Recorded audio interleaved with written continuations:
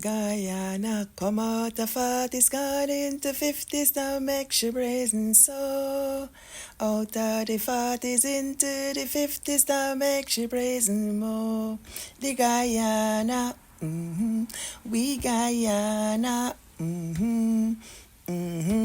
Hello and welcome. What the story say? Wagwan, let me tell y'all. In Guyana, it's independence fever in the air. Congratulations, Guyana. Happy anniversary. I've got 6 things to tell you about how I'm thinking about this anniversary milestone. You know, they say that after 50, people report about caring less about the approval of others. And I'm a woman over 50, so I can attest to this. Yes, I could care less. Yes. It's a time of liberation, and this liberation is a liberation from external expectations, social and familial and professional to an extent. We can feel that there's a reclamation of one's authentic voice. Don't you agree? So for Guyana, I'm making a comparison to a 50-year-old person and Guyana. Independence in Guyana meant no longer answering to colonial powers like Britain. While economic and political independence persisted symbolically, it was a moment for self-definition of deciding what development and sovereignty meant to Guyana on her own terms. Because like I told y'all, I think of Guyana as a she. Number 2, ownership of narrative and history. When it comes to the personal, I feel like at an age over 50, and like for me, a woman of a particular age over 50, age comes with the authority to reframe one's life story. Not as something that happened to me or to you, but something you have authored and survived, right?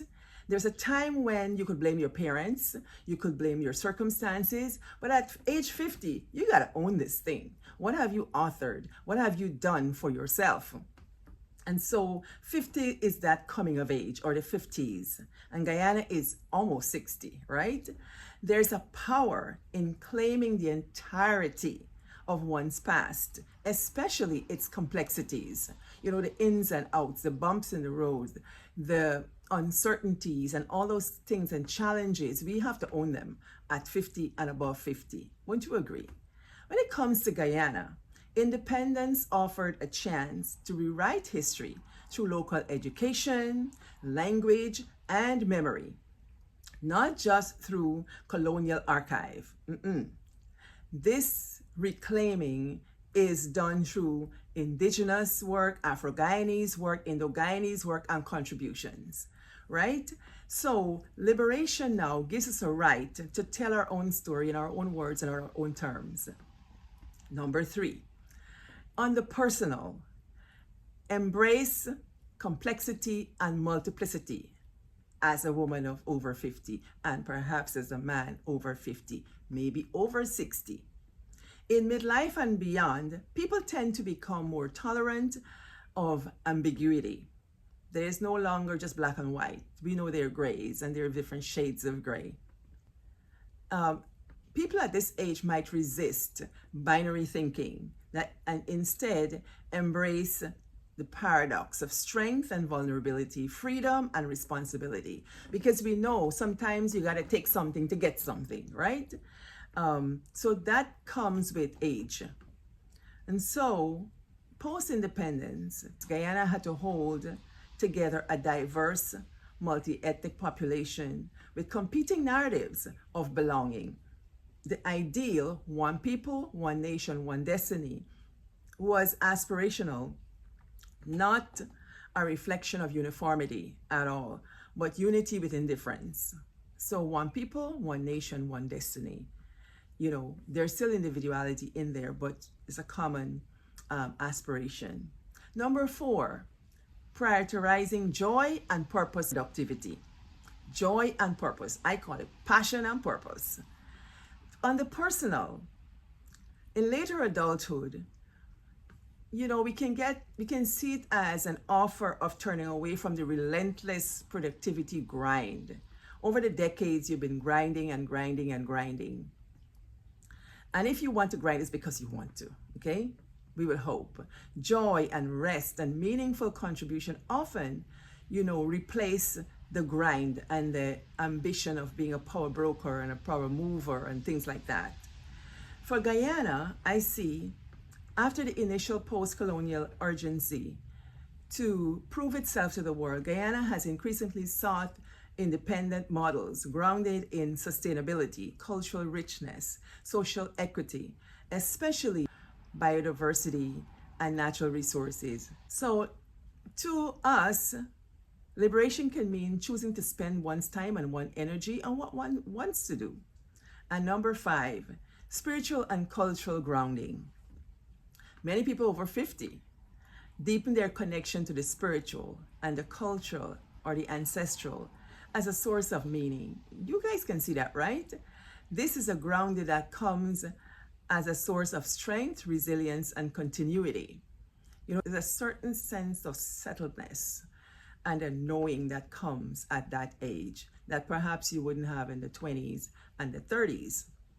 For Guyana, post-independence has seen a cultural flourishing of Creole identity, Rastafarianism, Hindu traditions, oral storytelling, calypso, dancehall, resistance, and so on. These traditions offer alternatives to colonial epistemologies. And so liberation is what grounds us, not just as nostalgia, but as a source of reference or a resource for the future. Lastly, number 6, the 50s and over 50s mean letting go of illusions. For personal, over time, illusions about permanence and controlling other people fall away. At this time, it just falls away. While this can be sobering, it's also freeing. The things that you felt you were tied to that you couldn't let go, you find that in the 50s and 60s, you let them go. For Guyana, the post-colonial period exposed the myth that independence would immediately solve all our problems. But disillusionment can also be a fertile ground for realism, resistance, and renewal. Liberation means clearly seeing and choosing hope. And that's what I do. People say all kinds of things about Guyana, but I will always choose Guyana. I was always bet on Guyana because I like to think in terms of hope. Just let me say this before we get to the other part. Wah Dih Story Seh is not here to tell complete stories. I don't dare tell complete stories. I haven't heard every story. I haven't read every story. I haven't thought every theory. I haven't heard everyone. And that's why we all come to talk about Wah Dih Story Seh. So take what I say and make conversations. Add to it, divide it, analyze and parse it. Me no vex at all. Because when I sit to think about these stories, I have not necessarily fleshed them all out. I'm sharing what I have in the moment and the emerging thoughts. So it's not meant for you to take it as the only story.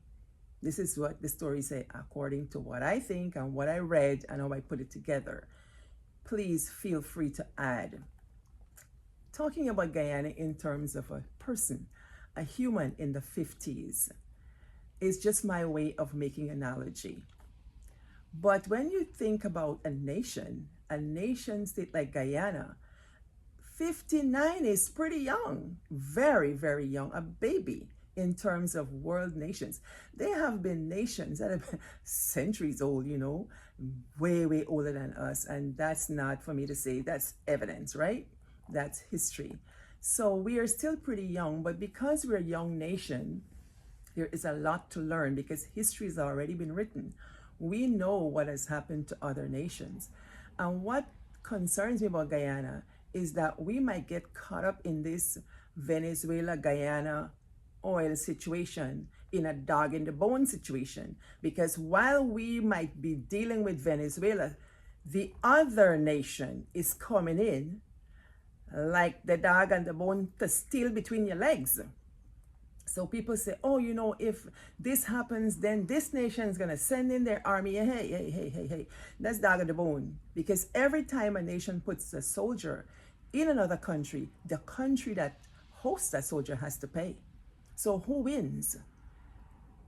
I hope the leaders are smart enough that you don't play this dog and bone business. Because when you call number 1 and number 6 and they run together, you know, the snake in the grass at bad liquor, coming and thief and everything. So history has taught us of other nations who had similar situations. I hope we can learn. I'm not in the government. I am not that political, but I want to think that people are savvy. I just hope that they're savvy, or leaders are savvy.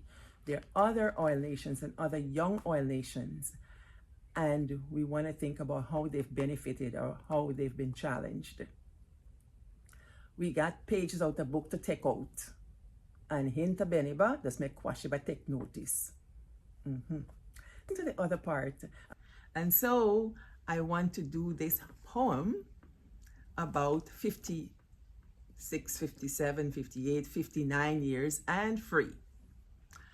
I am free. I am a firelight. Not the kind that begs to be seen, but the kind that knows it burns. I no longer wear silence like a borrowed dress that fits a little too tight around the truth. Let them call it aging. I call it arrival, the shedding of skin, not meant to weather storms. Like Guyana, cutting its ties in 1966, I have learned that freedom is not the flag alone, but in the breath you reclaim when no one is watching. We both were told what to be: obedient, grateful, quiet, but our tongues grew wild in the dark, fermented in our own spices, ready for the world to taste. There is power in no longer needing permission. Power in naming ourselves in our mother's accent. Guyana walked away from empire with river mud between her toes, and I walk away from girlhood with soft ties and a sharper tongue. I know we are no longer afraid of our own histories, no longer ashamed of how loudly we love, how joyfully we fail, how boldly we begin again. 50s are not the ending. 50s or 50 or 59 is a raised flag on a hill we climbed ourselves. It is sovereignty with a heartbeat. We're not young, we're seasoned, not colonialized, but claimed, not lost, but free. Happy anniversary, Guyana and Guyanese. Press the like button, subscribe button, share it like food, and you are good. We have monkeys today.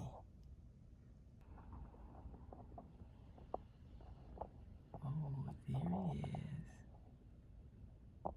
Foraging, but they're so quiet today.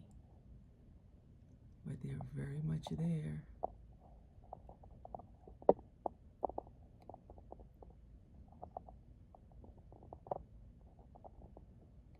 That's Babadinky. And they're looking through this camera, I really can't pinpoint them. There they are. Picking louse or something, they're picking off each other.